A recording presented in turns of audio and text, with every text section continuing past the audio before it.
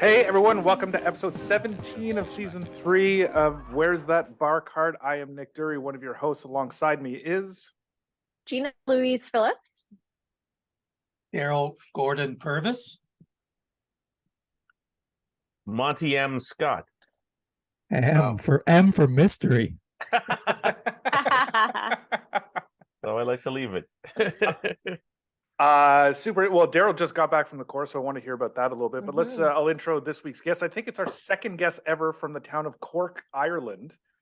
He is the founder and creator of the Fit for Golf app, which is a fitness app that specifically for golfers, as you might imagine, that I've used, that I think has proven, I've lost tons of weight and look fantastic at 46. I'm just kidding, I don't. But no, it's an amazing app, and super excited to have him on. It's Mr. Mike Carroll is on the podcast this week. Excited to meet Mike. This is cool.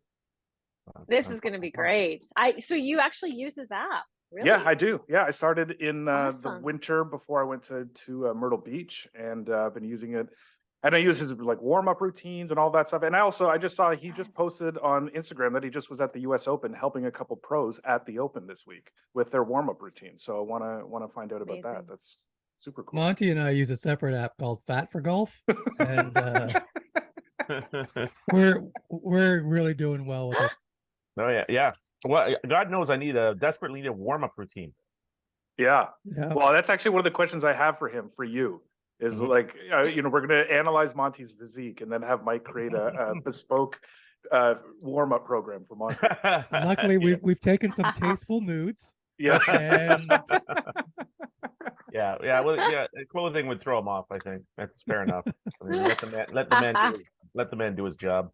But Gina, I know, you're into fitness and stuff and being in shape and all that kind of stuff. So this should be exciting for you. Oh, I am so excited. I have a lot to ask him. And I was like just walking from the store right now and I thought of like 6 different questions. And I was thinking how I'm just one of the bunch here. And like, I don't want to take over, but I got a lot on my mind about this. Pretty pumped. Take over. Yeah. wait a minute, I thought we were changing the name to Gina Phillips's Where's That Bar Card? Brought to you by Gina Phillips. Daryl, good round today? No. Oh, no. So frustrating today. Oh man. I went to the driving range beforehand just for like 40 minutes. Easy swings. Every club was so good. Every club. And then I got on the course and I'm really having a mental block on tee-offs. Really? It's official. I hit one fairway all day. Wow. And it was a layup hole, so I used an iron. I used a 6-iron, the only fairway I hit from all day long. Damn. I hit one green on par 3s, so the rest were in the woods. It was just scrambling for bogey constantly. I didn't play terribly. I just couldn't get. There's something going on with my head on the tee, especially the driving range. I was like so pumped because I was hitting the driver so well. Damn. And then first hole, no. And then I just, by the third hole, I put the driver away, didn't use it again to the back 9. I think it's time to drop fat for golf and get fit for golf. Yeah, I don't know. The rest of it's good. I had a couple of drinks, had a sandwich, I had 2 cookies. 2 cookies? Well, they come in 2s. Oh, okay. That's fair. on them. Yeah. Culinarily, the round went fine. Oh yeah, it wasn't. Oh Yeah. my God, chicken pesto sandwich for breakfast/lunch. Wow. Oh, Yeah. Chicken, so it's got to be good for you. Oh, that's nice. I got my own problems with pesto, but that's a story for another day. Where does it come from? What are you guys doing? I want to know what's up with. I'm going to find the pesto people. I would love to say this isn't the podcast for that discussion, but this absolutely is the podcast for that discussion at some point. Yeah. I don't know. Is it Italy I got to talk to? Who do I have to talk to? Yeah, I think talk to Italy. Yeah, it's Italy. Call them up. It's 1-800-444 Italy. I think is the number. Enjoy us and Mike Carroll. And if you want, check out the Fit for Golf app at fitforgolf.com. There's all kinds of stuff on there. The app is great, it's proven. And yeah, here's us and Mike Carroll. You are actually our second guest from the town of Cork, Ireland. No way. Who's the other? We had a comedian on who's an avid golfer named Andrew Ryan. Oh, does he live in Cork? Not And anymore. he's in I think Belfast now. He's in Yeah. Oh. Belfast now. But he started golf in Cork, and his favorite golf course, I believe, was still in Cork. I can't recall the name of it. Probably but, the Old Head. Yeah, actually, that sounds very familiar. That's Really, it. really famous place there. Yeah, it's cool. It's cool to look up online. Did you start playing golf, or did you play a myriad of sports growing up? No, I played a lot of sports. Golf was actually one of the more, like I say, more recent, but it was one of the later ones I took up. Like I played a lot of sports before I played golf. What was your number one? So in Ireland, we have sports called Gaelic football and hurling. I played both of those, more Gaelic football. I played a lot of soccer. And then they were like, so Gaelic football, hurling, and soccer were kind of my big three until I was about 12.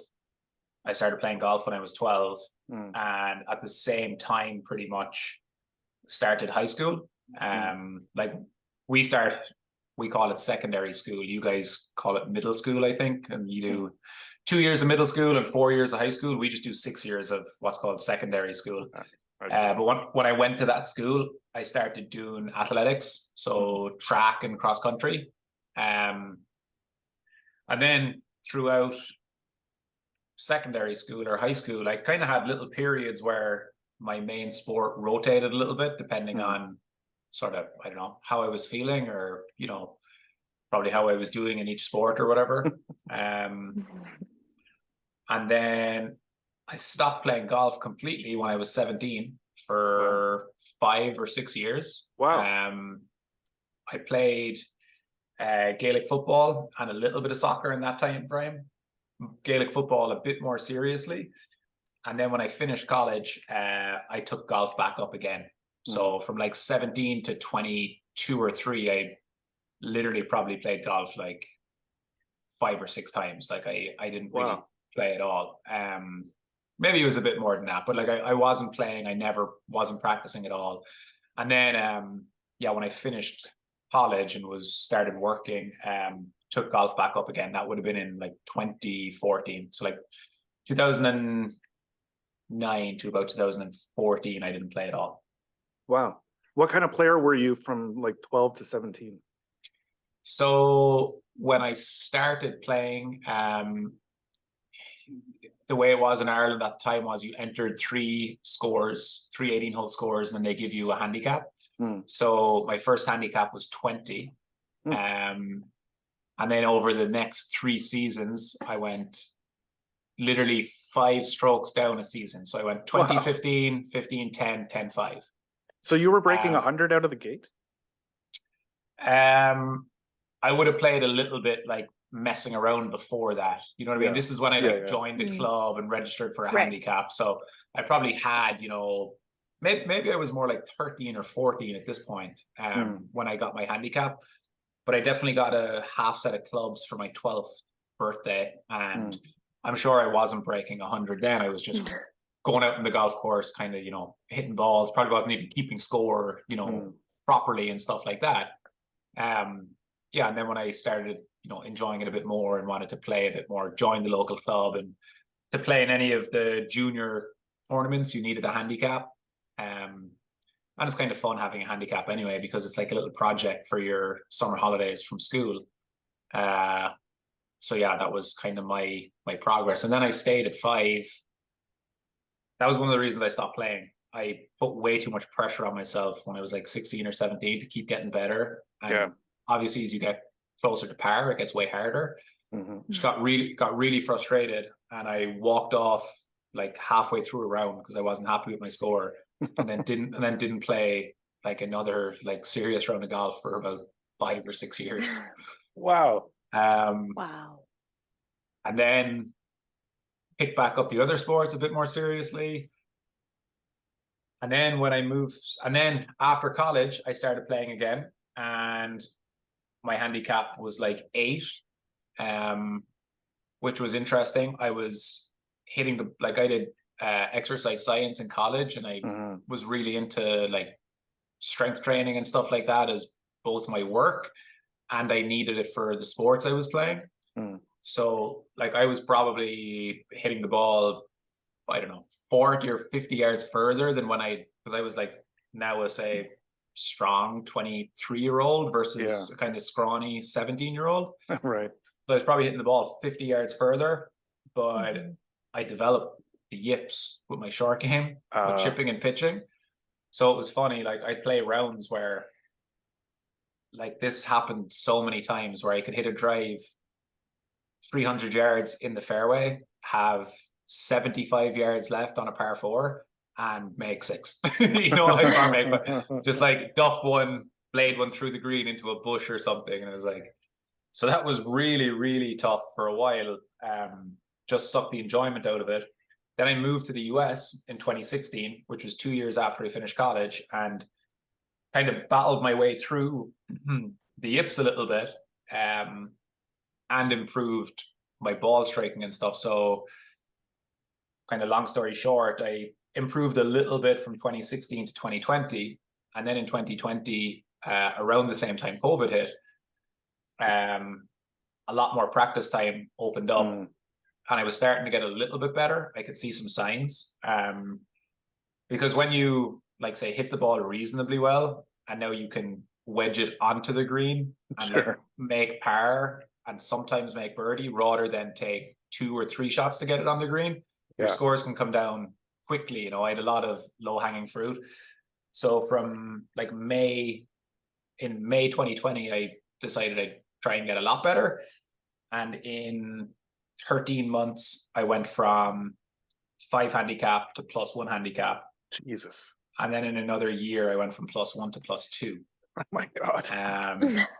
That was the lowest I got to. That was July or August of the end of last summer. And right now I'm a +0.5. So it's been in that like range kind of since basically.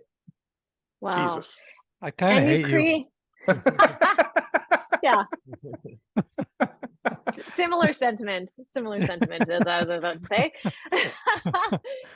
No, I like that. I like that Yeah. game where you're hitting like still a great score, but then you have a bunch of shots that you're like, I didn't need to put it over the green into the sand trap for no reason. You're like, yeah, and it was more, to be honest, like just that it was sucking the fun out of golf. Yeah. Like if I was shooting, say, whatever, like 78 or 79, and say I was kind of like equally or almost equally good and bad in the different areas, like if my skill level is kind of matched, it's like, okay, that's cool, like that's fine, you know.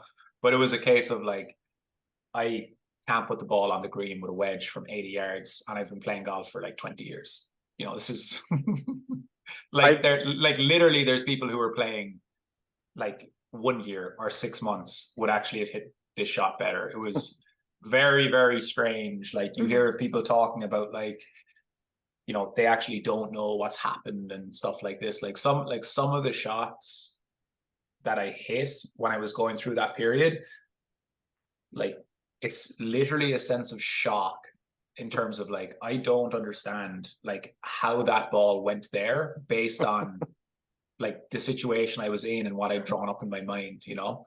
Sure. Like I can remember playing in one tournament. It wasn't a very serious tournament. It was for like 5 to 10 handicappers, and it was like a 2-round stroke play tournament.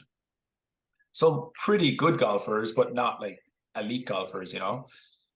And I can remember playing the first hole of the second round, and I hit a good drive into the fairway, and I don't know the exact yardage. It was probably like 80 or 90 yards or something. I had a 54-degree sandwich, and I'd already played 18 holes. And similar story to usual, was like hit it okay, like not a brilliant ball striker, but striking it well enough to shoot way better than I'd shot, because I pick up like a couple of doubles from like greenside and 2 or something on a par 4. So I was over the shot, and when you've hit enough bad ones, there's just so much noise in your head about like, what should I do? Like, what am I going to chunk it? Am I going to scull it? What sort of feel should I try and use? Like, what's going to happen next? And this is something that should just be like so easy. Like it's not a complicated shot. Like I'd literally been playing golf like for like like 12 years. I shot under par rounds and lots of rounds near par at this point. You know what I mean? I wasn't a novice golfer by any means. Like I'd done like so much practice, so many hours. But anyway, there was so much going on in my head and I was struggling so much at the time. I can remember took the sand wedge back, hit the ball, and you know the way when you hit a shank, you hit it off the hosel, so the ball flies out to the right. I hit the ball so far off the hosel that it was actually the other side of the hosel hit the ball, and the ball shot left. You know what I mean? Like I hit the back of the hosel, the part closer to say where my feet were, and it was off that part of the club and thin, and the ball like you know when somebody tops it so much the ball like rolls forward but goes up in the air and then dribbles. And it probably went about, I don't know, like 50 or 60 yards into a bunker short of the green. And I was just like, there's something not right here, you know? So yeah, that was like getting through that was definitely like something that made golf way more enjoyable. And then not that it was easy to get better then, but like once I could do that, it was like, okay, I can actually get good at golf now, because the other things that I needed to improve, like as I practiced them, they improved. I didn't have like it wasn't like I was in the absolute horrors with them. It was like, oh, like this is something I need to tighten up on. Great, like let's work on this, and it kind of got better, you know. Like none of those things were disastrous, but this was like something that I don't know, honestly, was probably costing me like maybe it could have been like 5 to 10 shots, because like you need to think if you hit a really bad short game shot, it sometimes costs you more than one shot.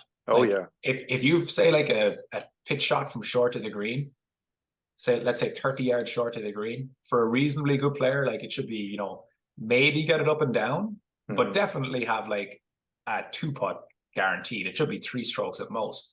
But like if you blade one through the green, like you can go into like a hazard, there can be bushes, you know, it can be also like there can be trees. So like you can literally be in a worse situation for your next shot than the one you just bladed. And it's like, what way, you know? So yeah, kind of long-winded, I guess, history of my golf. But it's been like, I know people say like you should be able to enjoy golf no matter like how you're playing or whatever, but there's definitely no comparison in how much I prefer playing golf now. Even if I don't have, say, a good day on the course now, it's not because I'm hitting shots like that, if you get me. It's like, all right, today like wasn't a great day. Like, you know, even if I like hit a couple of balls OB off the tee or something, it's like, you know, slice the driver, that's fine. But, you know, I kind of have an idea of what's going to happen with the ball. I'm not standing over it like it might take me 4 shots to get the ball on the green here, you know? I like that you said that you hit it off the hosel and thin, as if there was a sweet spot on the hosel. If you just gotten that hosel sweet spot, you had a chance. Exactly. So just like you hear about people talking about like a genuine yip, or you hear them saying it's like there was electricity went off in their hands. It was like, you know, coming into impact, there's so much fear and I don't know what's going to happen. It's like you almost short circuit and you stop and, you know, whatever. It's almost like a hiccup. Super curious from your perspective on this. I think I've learned that yips are all mental. Like there's not a physical thing that they've diagnosed that causes the yips. So is that in your belief? Do you believe it's 100% mental? Yeah. So like I'm definitely not, you know, qualified as like a neuroscientist or whatever but there is a term that people who are smart enough to know the real answers will use, like doctors or neuroscientists. I think they call it a focal dystonia, which is people who actually have some sort of issue with their nervous system and they have like a disorder, but I didn't have that. I was just really, really bad at chipping and pitching. So what's funny, like, so if you don't have like, say, an actual like disorder with your brain and nervous system, people then debate, is it because your technique and mechanics have gotten so bad you're struggling, or is it like performance anxiety? And in general, because I did a lot of like reading and research when I was going through this, and what I kind of saw was that sports psychologists will be biased towards its performance anxiety. You just need to see. free up its nerves. You know, it's just a case of you need to learn to put your attention in the right place, and then you won't have any problems. I think that makes sense if it's a case of when you're practicing on your own at the chipping and pitching green, or if you're playing on your own and there's no pressure on, you're fine. You're really good at chipping and pitching. And then when it comes to a tournament round, or, you know, if I get up and down, like I may, you know, I'm going to reduce my handicap or shoot a good score, that's when you start to struggle. I can see then how that's more performance anxiety related.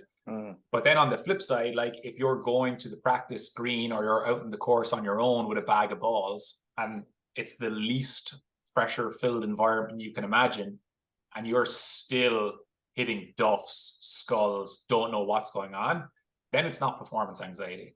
Right. Or at least performance anxiety is a smaller part. You probably have some because you've so many memories of hitting bad shots, but it's a case of like, look, I'm not nervous. Like the problem here isn't my nerves. Like there's no one here. I'm on the practice green. I have a bucket of balls.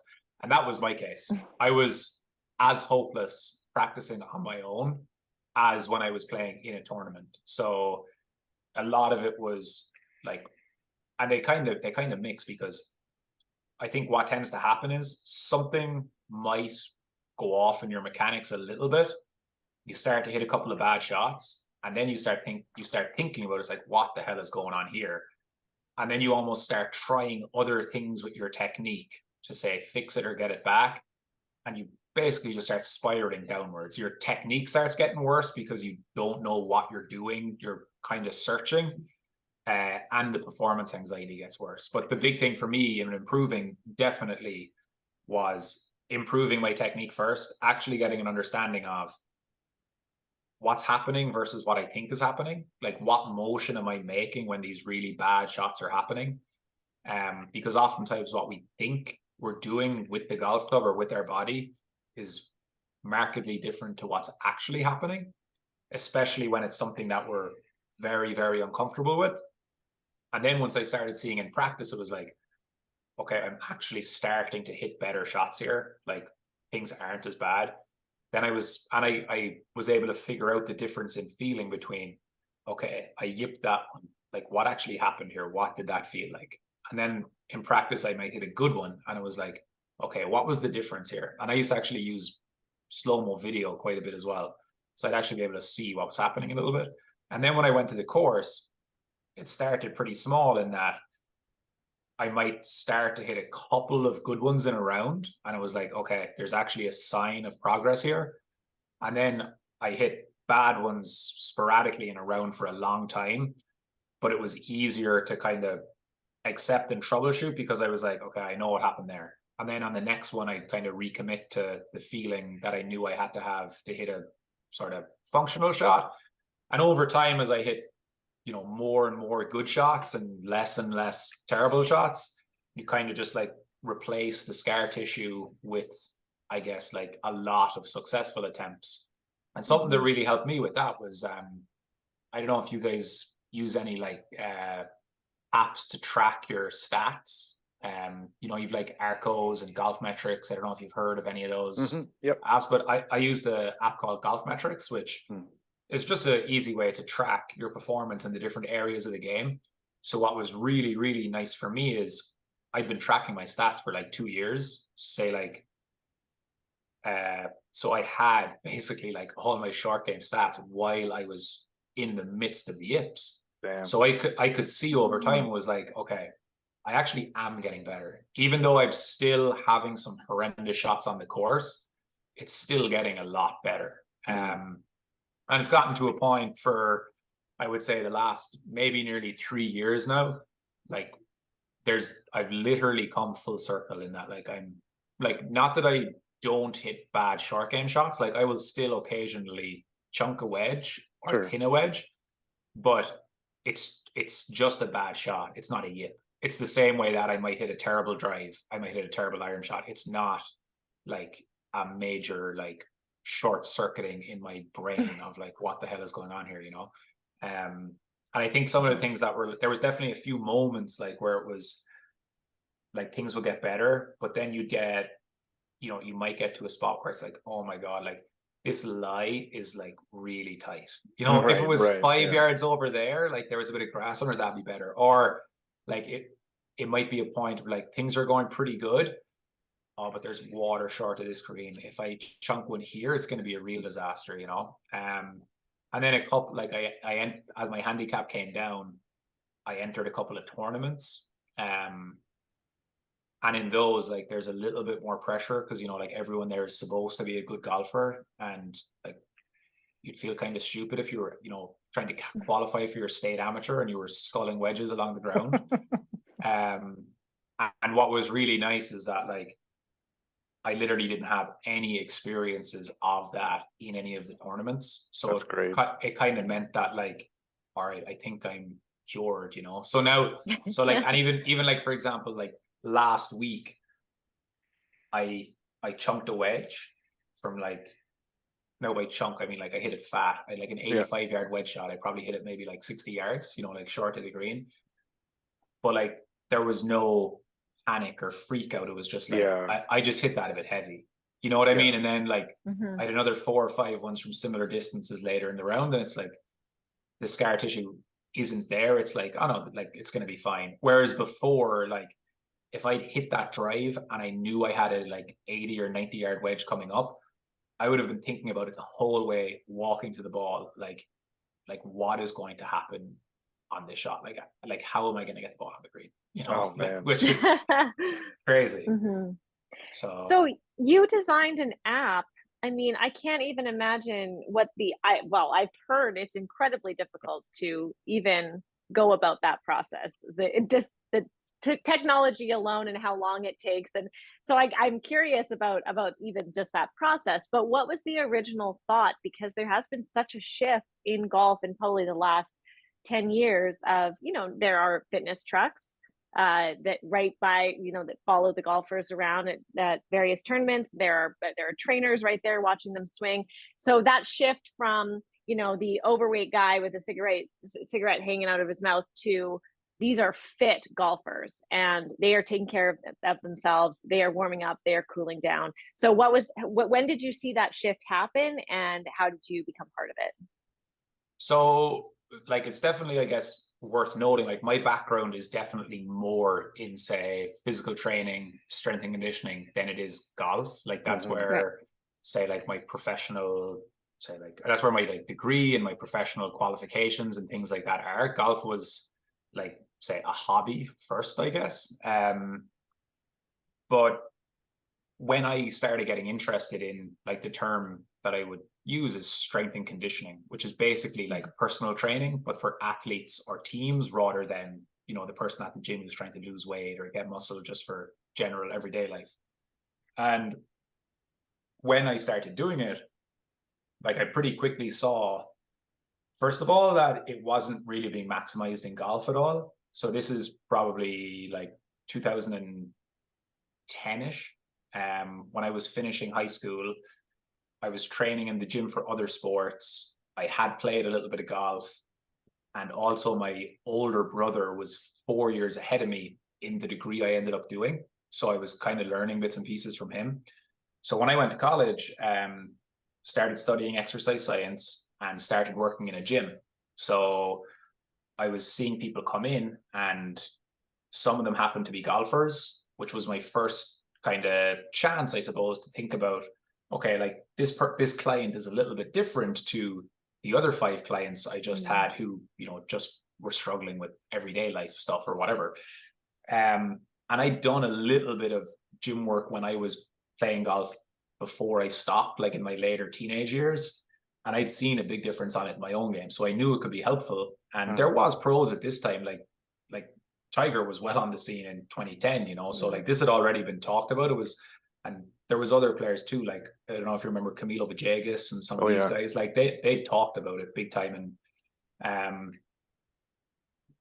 so for a while, I was working with a wide range of general population clients and people in other sports, especially when I finished college. And then I just thought that there was an awful lot of saturation in like the personal trainer / strength and conditioning market. So like it's really easy to become a personal trainer. There's very little regulation in the market. So you could have someone who does a 4-year college degree in exercise science, or someone who does a 6-week weekend course. And the person who's going looking for a personal trainer doesn't really know the difference. And the people who, not always, and sometimes, to be honest, the person who did the 6-week course might be a better trainer. Like there's no guarantee, but because of that, it meant that there was just, prices were generally quite low. There was just so much supply relative to the demand. People were just making their prices lower, you know, their offers better. And I was like, okay, I'm not doing that. So what can I specialize in a little bit? And sort of with my background and interest in golf, and I saw that there was a bit of a gap in the market. That's kind of what I started gearing myself towards. So I did the TPI level 1 certification in 2014. And after that is when I kind of came up with the brand name Fit for Golf. And I was still in Cork at the time, and started marketing like small group classes and one-on-one training for golfers. And then it was 2016 when I moved to California. But from 2014 to 2016, 2014 is when I finished college and went full-time as essentially a strength and conditioning coach / personal trainer, but was always trying to get like more athletes and less general population clients, and definitely more golfers. And in 2016, at the very start of it, I saw a job offer for a gym in Irvine, California, called Hanson Fitness for Golf. And it was basically a job to come over, work in their studio, training golfers. So it was just golfers. And I was about 24 or 25, I think. I was single, no real ties to home. And it was November in Ireland when I saw the job listing for Orange County, California. So it had been raining for about 2 months straight. So immediately applied. And that guy, Mike Hansen is his name. He sponsored my visa. I was actually working with a team in Ireland that I didn't want to leave mid-season. So in October of 2016, I moved here. And pretty much straight away, I realized that I did not have enough money to live in Southern California, and that the job was not going to be able to pay. Like, it was essentially part-time work. There's actually a kind of funny enough story on that. Don't want to take too long describing it, but I actually did a decent amount of money saved. But you need to remember, I was like 24 or 5 at the time, and single and no ties. And we all did. The European soccer championships were on that summer in Paris. Right. So I went for like 3 weeks with my buddies, just on a complete bender, and blew through a lot of my savings. Now, not that the savings were healthy enough that they were going to last much longer in California anyway, but it definitely didn't help because I got off right on the wrong foot. So I started there in October, and I quickly realized, I was like, okay, based on my wages here and the cost of living, like, I need to do something, or I'll be going back to Ireland, where I actually was earning like pretty good money to be comfortable for a 25-year-old. So I was kind of thinking of things, and I was like, will I try and get some like bar work or something like that, you know? And I was like, but I don't really want to do that, you know? And my boss actually showed me this website called Trainerize, where you could sell online training programs, upload all your own videos, and they had an app. And I was like, geez, that's pretty cool. And at this point, I already had the Fit for Golf social media pages and a website for a couple of years. So in an effort to essentially make enough money to be able to pay rent and stuff in California, I started essentially like the Fit for Golf app. So you asked Gina, like, how did I design it? That must be so hard. I didn't design it at all. There's lots of companies that have, they call them white label or cookie cutter apps for trainers. So the whole infrastructure is ready to go. And all you do is you can upload your own videos, your own logos, kind of build your own programs on their back end, but then like kind of market it as the Fit for Golf app. And it's actually super cheap. Like, they charge you based on the amount of subscribers you have. which at the start is like almost nothing. I think they even I think they almost have a 30-day free trial. So literally what I did was I spent November, December, January recording lots and lots of videos with a spare iPhone that one of my friends gave me. And then started selling essentially programs on the Fit for Golf app. And that was in 2017. And essentially, like, by the time 2020 came around, I was actually doing way, way better with the Fit for Golf app than I was doing with my job here. And I was approved for a green card, which meant that I could leave the job I'd come here for, because up until then, when you're here on a visa, you have to have a host employer. So even if things were going great, I couldn't just say, oh, I'm going to stay and do this. It's like, no, like the reason you're allowed here is because this company is like your host or whatever. But then when I got a permanent resident card, it meant I could go out on my own. That was essentially it technically happened in 2021, but because of COVID, it kind of happened a year earlier because the gym was closed for basically a year. So I've been full-time with the app since basically whenever COVID hit, like March 2020, I think, right?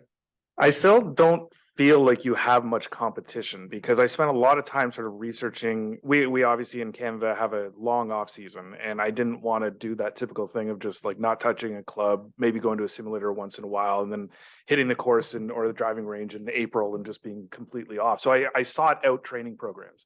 And there's videos on YouTube of workouts for golfers, but they're like, oh, now we're going to do burpees for 30 seconds and then we're going to do push-ups. And it's like, this is just like any other workout. But with your app, there's literally zero things you do that aren't golf related. Everything you do, from the warm up to every exercise, everything you can tell, oh, this is going to make me better at swinging a golf club. So I still don't feel like I really feel like you have carved out a really unique place, and not a lot of people have sort of tried to get in on your corner. There's not really a question there, I suppose. Yeah, no, done a really good job. I think, thank you. Yeah, I think what I've tried to do is like, essentially, like it's my education, but definitely like kind of like my, say, work passions are helping people get better at golf for sure, and helping them get in better physical condition. Like that's kind of what I like doing. And just over time from doing it, I think I have I think I have a pretty good understanding of how to create training programs that are very, very transferable to golf, but are also like workouts that will help you with your everyday life, which should be the case, because the type of fitness qualities that you're trying to improve to get better at golf, it's not like that they don't show up in everyday life, because essentially the two main things that we're working on in the gym to get better at golf are mobility and strength. So like, if you tell a golfer, like, let's say, imagine a 50-year-old golfer, hey, do you think if you got more flexible and stronger, you might, have a slightly better golf swing? And they're like, yeah, sure. Like, I don't work out. I sit in my office chair for 70 hours a week, And if I say the same thing to a 50-year-old who's no interest in golf, hey, do you think if you got flexible and stronger, like, you might, like, life might be a bit easier, you might be better, and they're like, yeah, sure. So like, a lot of it is very similar. It's just like basically slightly tweaking some of the mobility exercises and almost being able to explain, hey, this is why this is applicable to golf, but also why it just helps with everyday life. It's like if your hip doesn't work well, it's not going to work well in the golf swing or when you're climbing up the stairs. It's not going to be good at one and not good at the other. Like, and if your legs are really, really weak, like, yeah, you're going to have trouble creating power in the golf swing, but it's also probably not a good road to be going down for your general life as you get a little bit older, so they're definitely like related that way. Well, definitely for me, I was like, I like to play golf, but I also hit lots of stuff with sticks. So, I mean, there's lots of different things that'll help me in a day-to-day. I'm also, sometimes I'm chasing people with a stick. Yeah, I was just going to say, are any of them living? Are any of those things living? You haven't lived until you chase someone with a stick. Yeah. Yeah, you gotta get people off your lawn. Stuff you like kids? that. His girlfriend, fiance. Yes. Or the people he wants to be his girlfriend, but they don't really want them. Yeah, there you go. Trying to round him up with a stick. That's when you're trying to round him up. Right off the hosel every time. Off the hosel. Gina, go ahead. Oh no, you go ahead. I don't even know if I have a question. This is the first time I've seen you on video that I haven't been sweating. So this is like a unique experience. But because when I usually see him on video, I'm sweating because I'm doing his workouts, Daryl. Just that makes more sense. I thought sticks were involved or something. No. Well, you just recently posted your swing speed of 176 miles an hour with a driver. Ball speed. I wish I could swing. I was going to say. Yeah. Okay. Nobody in the world can swing? I was going to say. Okay, yeah. Ball speed. Okay, good. Okay. Well, actually, I want to ask about the pros because I know you were recently at the U.S. Open and you've worked with some pros. But I want to first ask, like, the biggest mistake you see amateurs making before a round in terms of not prepping.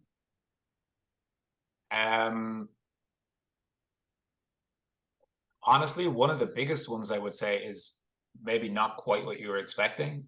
I would say what's nearly more important than, say, like a physical warm-up or whatever. So many people are just unprepared with like how they've eaten or hydrated that by the time the 12th hole comes, they're just tanked. Like if you take someone who's not in particularly good physical condition, which is unfortunately most adults in the Western world, like if they haven't eaten for a couple of hours before they've played and they haven't really been drinking water, and now all of a sudden it's, say it takes them 3 hours to get to the 12th hole, and now it's 5 hours since they've eaten, they've been walking for 3 hours, they might not be playing particularly well, they're getting a little bit thirsty and dehydrated.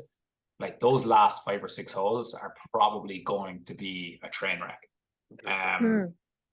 Like we all know, as soon as we start getting like hungry, dehydrated, everything gets harder and more stressful. Like, you know, if you're waiting for a bus, if you're hungry and if you're hungry and thirsty, it's way worse than if you've just had a nice meal, you know what I mean, and you've got a little drink with you. But definitely the same in golf. So that's probably the biggest one I see. And when people ask me, that's a common question, like, why do I tank with, 5 holes to go? It's like, well, like, how's your eating, like, and hydration being in there? Like, oh, like, usually I'm hungry. It's like, yeah, don't go to the golf course hungry. It's because you're going to be there for too long, and there's basically, not enough, like, you can't get like a meal on the fly when you're playing golf. So I would say make sure you're well fed going to the golf course. You've drank some water. Like, I know I make like warm-up routines and all that, but like if it really came to it, you could warm up for golf just fine by taking a bunch of practice swings if you had 5 minutes. It's not perfect, but like I would prefer to like skip a warm-up and go straight to the first tee rather than go to the golf course hungry, like, for sure. Wow. Like I would hate to go to the first tee hungry and then have like 4 hours of walking and be like, oh man, like this is going to be hard. I'm glad you're saying that, because before you came on, these guys were making fun of me, and see, I was right to have the second cookie. Yeah, make sure you have an emergency stash in the bag. Yeah, that's right. So, Michael, I'm one of those 6-week personal trainers. Basically, before the pandemic, I took my certification. Super passionate about fitness, huge, just my own research about health, but I'm certainly not from an exercise science background. But I started training people, especially during the pandemic when a lot of the entertainment industry shut down. And it was really interesting because I did help some golfers. And one of the things I noticed as I got stronger as a trainer, doing specifically lifting heavy dumbbells, is that my grip strength drastically improved. And the stronger my grip got, it was, I was so much more able to transfer what I knew about a swing and hold the club so that it would translate, if that makes sense. So there was a missing piece that I was like, oh, that is a very specific golf thing that I don't think I like, because yes, all the foundational movements are so important, all the core strengthening, the glutes, but the hands. And I think a lot of women might miss that aspect specifically. Yeah. So the first thing there that I would say is you're actually probably better off doing a 6-week personal trainer course than doing an exercise science degree, because nobody has once asked me for proof of what my degree is. And to be honest, the amount of information that's available to educate yourself now anyway is so good that as long as you can do something that gets you insured and, you know, like you're basically willing to upskill, I wouldn't be worried about that at all. But and like some of the best coaches I know, whether it's golf coaches or strength and conditioning coaches, are from other fields of work, and it's just been something they've immersed themselves in, like, for definite. And I know lots of people that have really high qualifications that are not good practitioners at their job. I'm sure you've all seen that. So in terms of the grip strength, what I think is interesting there, my, like, not pushback to it, but something that I would like encourage like you and people listening to think about is, you noticed your grip getting stronger a lot, but your grip got stronger from holding heavy dumbbells while you were doing other exercises. So I'm sure you were holding them doing, say, like lunges, you know, rows, presses, dumbbell curls, all these exercises, right? So I'm not saying that your grip didn't get stronger. It definitely did, but it was accompanied by a big increase in strength in all those other muscles you were using. So what I'd be curious to know, and I think I know a lot of the answer, if we had only isolated you to grip training by, let's say, all you did was hold really heavy dumbbells, or we got you using, you know, those grip squeezers, I bet we could have gotten your grip just as strong, but you wouldn't have seen the same improvements in your golf swing that you're seeing now. So yes, your grip has gotten stronger, and that's, say, where you're noticing it, because that's where you hold the club. But I guarantee if we gave you that grip strength, but we didn't give you the increase in strength you also got from your legs, your shoulders, your back, from the other things, you wouldn't see it nearly as much. Grip strength is actually a funny one, because it's often touted either in, let's just say, like general health and longevity, like research studies. And you'll see, if you follow on Twitter, you'll see these regularly. It's like, oh, grip strength is strongly correlated with, let's say, all risk mortality as you age.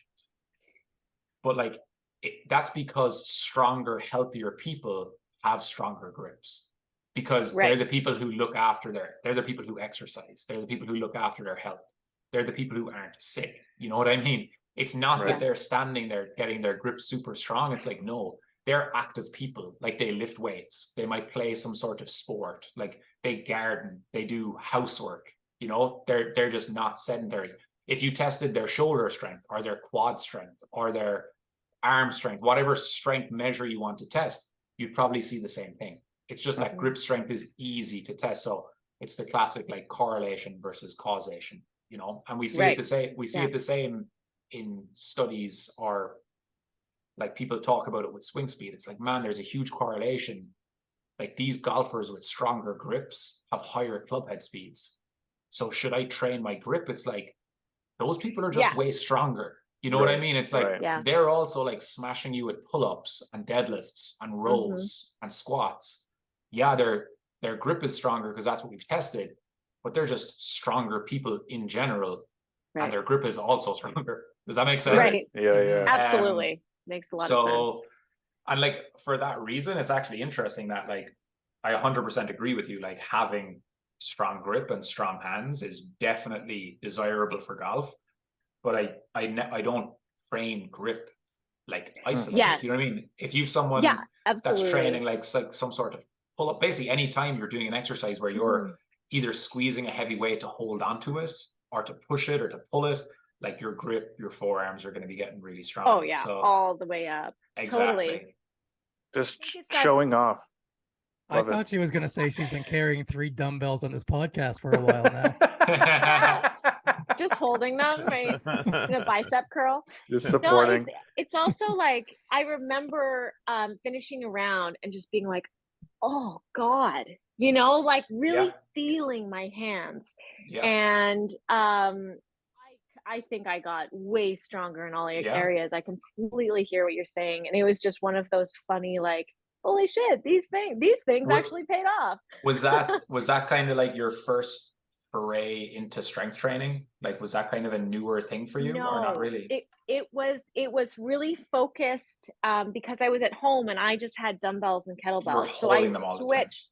I was holding them and I was training. So even though I was very fit, but I was holding them just to show people all the time. I Yeah. really felt like my forearms got stronger just holding and explaining, even Yeah, that's in a lot of great. cases. Yeah, it was a really interesting transition, and getting away from I wasn't doing as many sports at the time, but specifically strength training and Yeah. and ramping that up. Yeah, Yeah. No, that's cool great. journey. That's great. I think it's time for the par 5. Monty, do you want to do Yeah. the honors? I don't need a nap for this one. It's the par 5. Perfect. But now that we've heard how easy it is to build an app, we might build an app for the par 5. I'll think I'm, about that. for I'm, par I'm 5. actually in the middle. It's a good timing for that question. So I was saying how easy TrainerRaise is to set up and use. I'm actually in the middle of getting my own one built now. So Oh wow. what you kind of thought I'd done for the original one is currently in process, which is actually Interesting. hasn't been announced on Twitter or Instagram yet. So this is an exclusive Breaking for you guys. news on Yeah. where's that bar card? On a golf podcast named around drinking on the golf course. Excellent. I think we're right in line with your that'll be I'm really looking forward to that. Amazing. That's Congrats. awesome. That's super excited to see it. Question number 1 of the par 5, your favorite golf course? My favorite golf course is, that's a hard question. It's probably favorite golf course I've been to is kind of cheating. Is Cypress Point in Monterey. Like that's amazing. I don't know if you've seen the photos of that place, but yeah, basically built out in the Pacific Ocean. It's really cool. I'm sure like there's a couple of links courses in Ireland that I haven't played, like Port Rush and County Down. I'd love to see those, especially County Down. But yeah, Cypress Point is, I would say, the nicest golf course I've been to, ahead of Augusta. Well, and that's a good segue, because other than Augusta, St. Andrews, or Pebble, which course would you most want to play? I guess, would it be?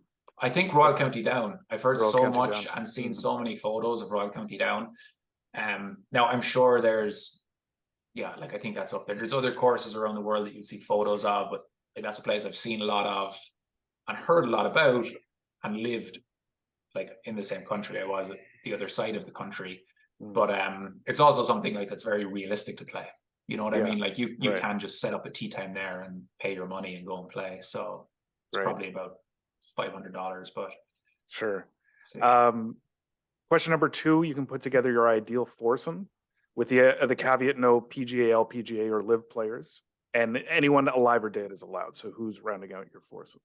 So a little bit sentimental. I was asked this question before. Both of my grandfathers passed away before I was born, so I never met either of them. So I think that's great. Meeting them and playing around the golf would be cool. And what's funny is one of them actually played golf, because people, and I forget that all the time, because obviously I'm kind of obsessed with golf, and people are like, "Oh, does everybody in your family play?" And I'm like, "No, I'm the only one." It's really weird. They don't know like how it happened, but he actually did play. So maybe I got a little bit of it from him. And then to round out the fourth one, I really don't know. I'd probably put it up for auction with you guys. Oh, you could compete on it. Oh, good. Yeah. Because I already have subscribed to your app, so I still have to. Yeah. So you might be in the lead. Yeah. Let's start. And I'm not gonna lie, I'd be ashamed to show you my body in golf clothes. I think every time I had to bend over to pick up something, I'd be like, "Oh God, I feel terrible right That's now." all right. It would be an easy sell then. That's fine. It's only uphill. Only uphill. Best client. You can only get better. Super curious about your answer to this. So question number 3 is, what the bar cart comes around on a hot summer day, bar cart comes around, what are you ordering? Now, you're a fitness guy. We also know that drinking on the golf course doesn't happen in Ireland. The Irish comic who was on described North Americans' approach to golf as it's like we're having our own little bachelor party for 4 hours. Yeah. But obviously you're in the States now. I don't know if you drink alcoholic beverages on the golf course, but if it's not alcohol, what are you ordering from the bar cart if it comes around? If I was ordering from the bar cart, it would be like a simple Mexican beer. I really like Mexican beer. It's lots of it here, obviously being so close to the border. I rarely like kind of play golf two ways. I either play golf like semi-seriously, try and play. But then sometimes we play golf like, we go on a trip and it's someone's bachelor party or birthday or whatever. And then I'll definitely drink beers. I don't really like cocktails or like shots or anything like that, but definitely nice cold beer on a hot golf course is pretty hard to beat. Love it. Question number 4. Either you can answer either of these. Either the angriest you've ever seen someone on the golf course, or how do you now keep from losing it on the golf course with all this work you've put into your game? Oh man. I definitely think it would be funnier if I can think of the angriest I've seen someone on a golf course. Yeah. What is the angriest? Oh, I have a really good one actually. So it's not that much of like a scandal or whatever, but it's kind of funny. So a couple of years ago, I was at the Farmers Insurance. It was during COVID. I won't name the player because I think that would be a little bit unfair. But one of the, I don't want to say good things about COVID, but one of the things about COVID that worked out nicely was that if you were at a PGA Tour event, there was no fans. So you could go right up to the action. If you were there as like a trainer or a coach or whatever, like it was unbelievable because you were just like front row access to everyone. But anyway, on one of the days, me and one of my buddies, who's a caddy for a player on tour, who's from Ireland as well, we wanted to go and watch Rory because chance to see Rory up close for 18 holes, it's like, I know, okay, like around Torrey Pines. So Rory was playing with a player that's pretty notorious on tour for losing his temper, and he'd started really nicely, but then was leaking oil a little bit. And you get to the 12th hole, and Rory hits like one of the best drives you've ever seen, like 350 or whatever down the fairway, comes back to his bag, and the other guy in the group hits this drive, like slices it right into the rough, and the rough in Torrey is not good. Like it gobbles up golf balls. I think there was one other guy in the group as well, and like Rory had hit, this guy hits his ball into the right rough. He comes around, and we're like kind of watching where the teeing ground is, waiting for the next guy to come, and we just hear this banging, and we look, and the guy who just hit a bad drive is just slamming his driver into the bag, like up and down. And like his caddy pulls his hand away from the bag so that his hand doesn't get stuck between the club. And then I think what's even funnier, because I've seen people like, banging clubs, whatever, but he did something I hadn't seen before, and I've definitely never done. He pulled, and I think he meant it. He must have done it before. It was like a pro move. He pulled on his glove so hard, the glove just ripped in half. Like he tore his glove off him and just threw it on the ground. And what was hilarious as well is Rory was in front of him with his back to him, and Rory just had his head down laughing, and his caddy just kind of had his head in his hands. And me and my buddy were pretty much the only two on the tee box because there was no fans. we were trying to not laugh because there was no one else that you could hide from. If you were in a regular crowd there, he wouldn't have known it was you. But like we were like, oh my god, how are we not going to laugh at him? He's going to know it's us. It was very, very good. Like he was extremely angry. I saw that on Full Swing. On Full Swing, I swear there's an episode where one of them rips their glove in half. I'm trying to think of who it was. This wasn't on Full Swing because it was long before that, and this guy isn't like a super popular player. I got you. That is amazing. Ripping the gloves off is the only time I ever saw that. I went to the orchestra, and I don't know, something was going wrong with the flute section or whatever, and the maestro lost his goddamn mind, and that he ripped both gloves off that time. But that was, anytime you see it, it's like what it's like looking at a white elephant. You know, it's. I know this is one of those things that like we're gonna stop talking, and in 10 minutes I'm gonna think of something that was way worse and way funnier. But that's all I have for that. That's great. That's great. Rip it up. Like it was a big burst of anger. Like he hits his like PGA Tour player, like on tour for a long time, like hits the ball into the rough, turns, and next to each other, bang, bang, his caddy pulling his hand away from the bag he was like supporting so it didn't fall over, and then the glove just gets ripped off, and we're like, holy shit. And you guys not being able to laugh because you're so singled out, you couldn't hide in the crowd. So there's like 5 people around the tee box. What was it, John Rahm, or Ryan Palmer? No, it wasn't either. Did you look it up, Daryl? I'm looking it up, but I can only find so many pairings. It's Hey, hold on. Let me try day 2. Was it Ian? What is his name? Poulter? Yeah. No. I'm not gonna name him because it could come back to get me in trouble. For anybody who wants to try to look it up, look for somebody who switched glove sponsors around that time. Yeah. Last question, Mike, and thank you so much for your time, man. This is super cool. Yeah, but last question, your favorite golf Yeah. moment. This is either something you've experienced yourself or something you watched on TV.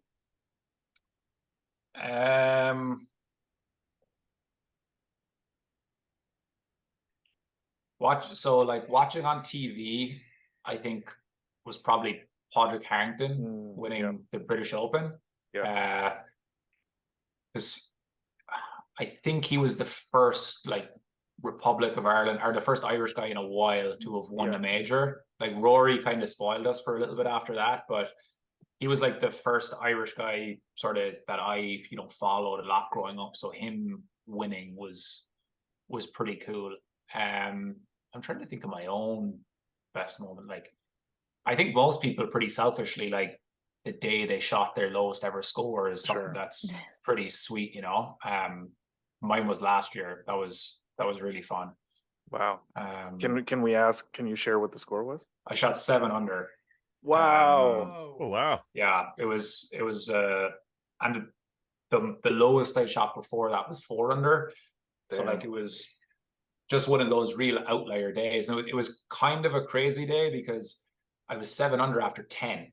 Jesus Christ. So it was kind of one of those days when you're like, this is definitely not normal. But then the kind of struggle is I have 8 holes where this could evaporate, so it was hard that way.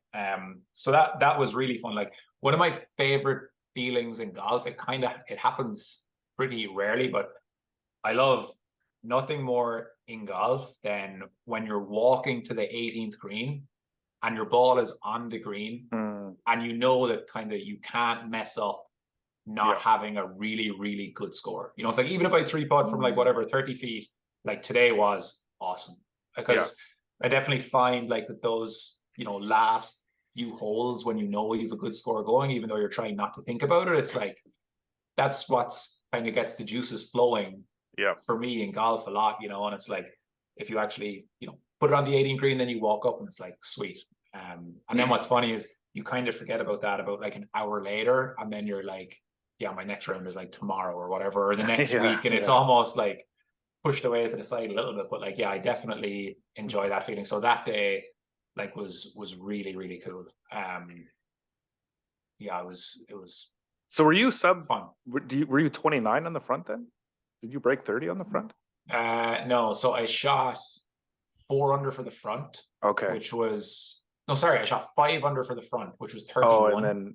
And then what's crazy is 10 is a par 5, and I hit it on in 2 and hold about a 45 footer. Oh my god. And you're just like shit. And so what's funny is 3 under for 9 was my best, like up until 9, but I was 5 under this day. And I think 4 under through 10 was my best, but or maybe 3 under through 10. Like I was 7 under through 10, and I was like, what? Like you're just kind of like there's probably, it sounds bad, but like unless you're like a tour level golfer, a really good golfer, there's probably only one way that round is going, Like, Right. Yeah, it's yeah. unlikely I'm going to shoot 10 or 12 under, you know what I mean? So Yeah, it's like right. 7 under after 10, like what's way more likely is you absolutely crap the bed and shoot like 1 or 2 under, which is still good, but Totally. it's something that is, Mhm. you know, more in realms of like a normal Yes, good round, sure. if you get me. But like, yeah, that was definitely a bit like, Jesus Christ, like, let's try and just get this here, you know. And then, yeah, 18's par 5, and I hit it on in 2 and had about 30 feet for birdie. So like walking up to it, I was like, okay, I actually can't mess up. Like you can Wow. enjoy the fact you shot a really good score now, you know. Incredible. That's very only thing you could have done else is rip that glove off right at the end. Yeah, exactly. Yeah. Pound that bag. Yeah. Thank you so much, Mike. Was it Brent? Was it Snedeker? Snedeker. Was it Brent Snedeker? It was not. No. He said he doesn't want to tell. He's not gonna tell. There's nobody left. That's not. You said not really well known. We're down to Tony Finau, and it's all good players. I'll let you know in the chat. Okay, so I want to make sure I don't get in any trouble. Yeah, so if you're listening, find us on Twitter, and we'll tweet it. Yeah. Screenshot. I'll get cancelled. Love being a subscriber. It's helped me so much in a short period of time. So thank you. Looking forward to the new app whenever it comes. And thank you so much for your time, man. This was awesome.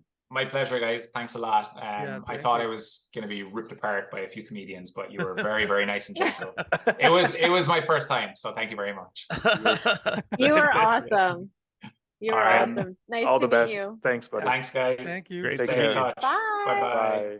Bye. That was Mike Carroll, the founder of Fit for Golf app. What a storyteller! I didn't expect him to be that have that many stories. I mean, he was very thorough with his answers too. That was fantastic. Oh, that was a lot of fun. Yeah, you can tell he's so passionate about what he does. Yeah, I love talking to people like that. Nick, so were you like fanboying like a little bit? No, not fanboying, because I mean, well, maybe a little bit. I mean, you know, yeah, it was kind of cool when he actually responded. I was like, oh shit, and I was nervous for this one a little bit. That I'm not usually for these, but yeah, it was, you know, interesting. But yeah, that was super cool of him. Well, it goes to show how good his app must be, you know, because not only you're like, oh, cool, it'll be nice, you know, I'm interested to meet this guy. Whereas I don't know about you guys, but I've been after Billy Blanks for years. If I get a chance to take out Billy Blanks, I'm coming straight at him. I'm coming out of the bushes. I'm like, listen, I'm gonna kick this guy's ass sooner or later. You're gonna put me through this crap sooner or later. What? Why are you angry at him? Because the guy's putting you to work. Try to kick some goddamn things, kick it over. You don't have to. It's not like Billy Blanks is saying, "Hey, Monty, it's time to get to work," and you're like, "Yo, God, Billy Blanks." I took it personally. Daryl, your next round planned? Do you know when you're going to get a chance to shake out these demons? I'm playing a week from tomorrow, and then the Saturday after that. So I don't know. Probably won't even touch a club between now and then. Damn. And yeah, we'll see. We'll see. I'll get to the driving range again before I play, but yeah, it's so I'm just hitting the ball so well in the driver. Like you would honestly look at me and go, that guy's probably going to shoot a 73 or 74 today. And then you get out there and you're already 8 over after 3 holes, and you're like, oh yeah. When I took a quad on the 3rd hole, I'm like, yeah, this is going to be a long day. Yeah, I thought you were talking about I took you took a quad. I thought you took a Quaalude because you're like, you know what? Yeah, it's too much.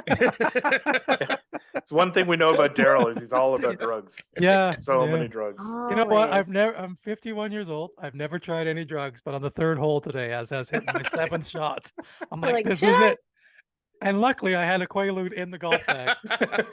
You're playing with a doctor. I'm like, excuse me, can you give me a Quaalude? Describe me a Quaalude.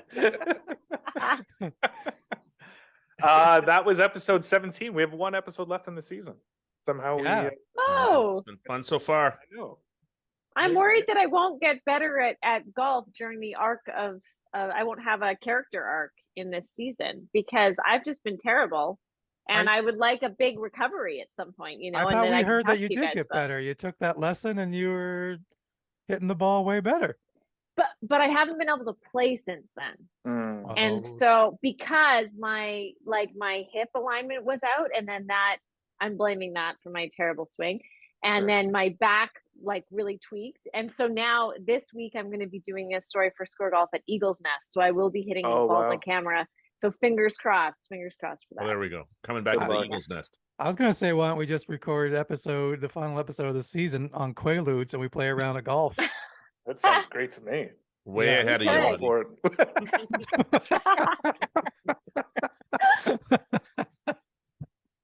Thank you all for listening. As always, play well out there. Yeah, that's it. Bye, everybody. All right. God bless you all. I'm not saying anything, and Gina got mad at us last time. That was what the late Henry Longhurst used to call the tradesman's entrance. Now, it doesn't count as the tradesman's entrance if it goes in the side, only if it goes in the back.